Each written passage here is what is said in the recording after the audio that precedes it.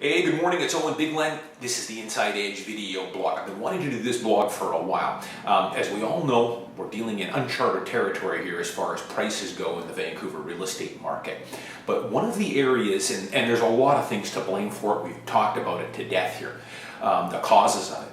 But one of the ones that in my opinion, does not get anywhere near the amount of attention it should is these historic record low interest rates. In my opinion, that is one of the drivers, one of the main drivers of where our prices are currently at. Sure, the prices are at record-setting numbers. You're paying $600,000 for a one-bedroom condo now in Yaletown that could have been had for $450 4 or 5 years ago. But our interest rates are half of what they were. So here we go. I'm going to give you an example here based on amortization tables, and I want my viewers to do the same thing. I want you to go to a website called calculator.net. And the great thing about this website, it's very easy to get a mortgage calculator. I've got several on my iPhone. The problem with these simple mortgage calculators is you put in the mortgage amount, the term, the interest rate, and it will calculate what your monthly payment is.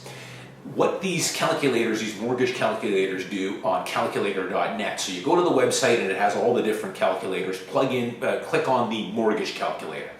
Now, the nice thing about these ones is it breaks it down, it has an amortization table. And the amortization table will break down your monthly payment, of course, based on the inputs. But the nice thing it does is it breaks down for the next 25 years, that payment, let's say it's $1,500 a month, how much is going towards interest and how much is chipping off the principal from year 1 all the way through to year 25. So I'll give you an example here. Let's take a $300,000 mortgage, 25-year term. Now let's plug in 6.5%. Now 6.5%, my younger viewers are going to go, oh my God, 6.5%, that's crazy. 6.5% isn't all that crazy. If you're an old guy like me, 6.5%, as a matter of fact, at the time when I was paying 6.5% on my mortgages, which wasn't that long ago, 7 or 8 years ago only, I thought I had died and gone to heaven. I mean, when I first got into real estate, I mean, I was paying double digit, over 10%. I remember when we got down into the 9% range, I thought I had died and gone to heaven. So I know young people are going to think 6.5%, that's crazy. Today it is, but it was only 8 or 9 years ago that I was paying 6.5% on my mortgages. So you take a 6.5% mortgage on a $300,000 mortgage, your monthly payment is going to be just over $2,000 a month. Here's where it gets interesting. In year 1, you're going to break down the interest to principal payment.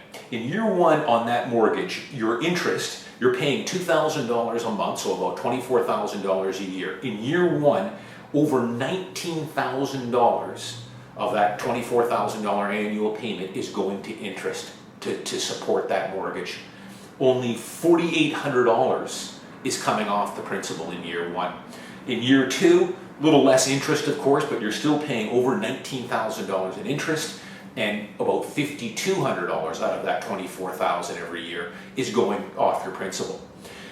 It doesn't take until year 15 years into the mortgage before you hit that break-even point, where in year 15, $12,032 is going towards interest, $12,272 is going off principal. It's not until year 15 where you hit that break-even point there, where you're paying a little bit more principal every year than you are in interest.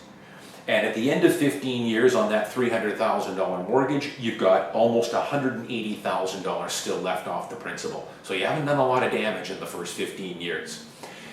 Now let's take it to today. Go into calculator.net, plug in that same $300,000 mortgage, 25-year term amortization, but plug in 2.3%. 2.3%, you can lock in a 3-4 year term right now all day for 2.3%. And have a look at what it does to your payment. Instead of $2,000 a month, it takes your payment down to $1,300 a month on that same $300,000. But look what it does on the amortization tables. This is where it gets crazy. In year 1, you're paying out of that $1,300 a month. In year one, $6,800 goes to principal or to interest, and $9,000 goes straight off the principal. So right from year one, you're paying substantially more straight off the principal than you are in interest. Right from year one, whereas you remember at 6.5, it took 15 years before you got to that point. In year two, $6,500 is going to principal, $9,200 is going to, to interest, $9,200 is going to the principal. At the end of 15 years, only $3,300 is going to interest, and $12,400 is coming off the principal.